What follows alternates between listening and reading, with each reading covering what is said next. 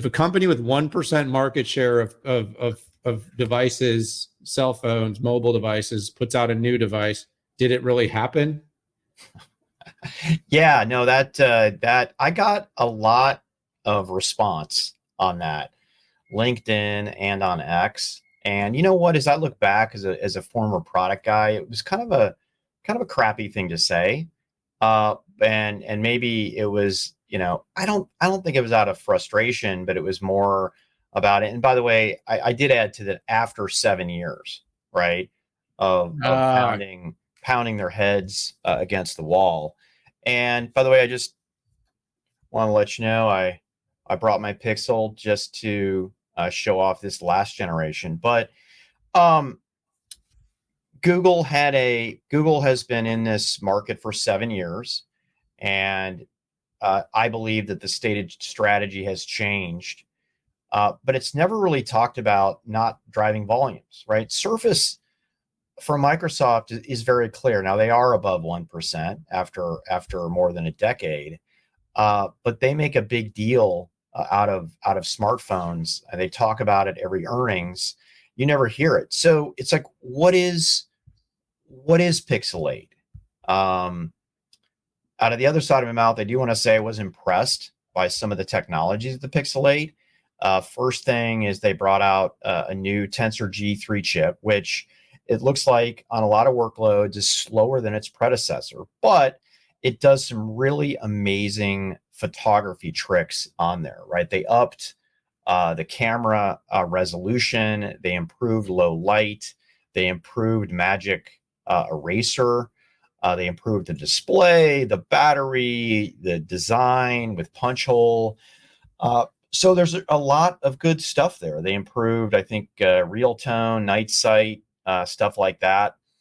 They also added Bard. Now, Bard is not integrated, is not being it's being driven very quickly out of the cloud, and it's not being done on the device itself. But with this new chip, the G3, with some oversized, it's either oversized AI or oversized ISP, versus, let's say, what Qualcomm might bring to the table.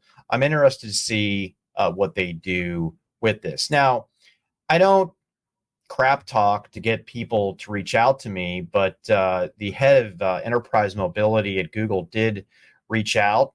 Jesse Vicino, I hope, Jesse, I said your name correctly. And, we had a dialogue. Jesse used to work at Samsung, and I've been researching them for 12 years to kind of have this discussion.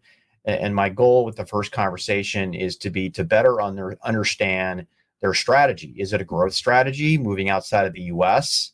Or is it let's do this as a design for Android, the best of Android and the best of Google services, if nothing else, to keep out there in case folks like Samsung don't play ball with Google? yeah, I'm going to keep my thoughts here pretty short. I think it's an opportunity, Pat. I actually think that as you see vertical integration, as we see the AI feature sets, one of the things we're seeing in cloud is increasingly companies saying basically, if you want the best of the features, you got to be in the cloud. Well, Google, and this is a little bit of what Surface has always struggled from as well, has been kind of always been really, philosophically, I'm not in the room in the negotiations, but fair about the Android devices all having some level of parity. And I'm sure there's some antitrust reasons that has to happen as well. But having said that, like, are there going to be features in the AI era that could truly allow Google to make its device the penultimate experience? I mean, Apple's been doing this for a long time. Well, it doesn't actually have the best features, but by basically increasingly vertically integrating and closing architectures, making theirs better, at least to its audience. I don't feel like Google's really capitalized necessarily on the opportunity it has. I mean, it is the Android creator. So could it have a stronger, more compelling device story? I think it'll always be a bit of tug of war, though. It'll always be a bit of a tug of war with their policy and antitrust requirements. So Let's see how that one goes, Pat. But I think it stays relevant because we need competition, and Google does. It is a good device. This isn't a Fire Phone.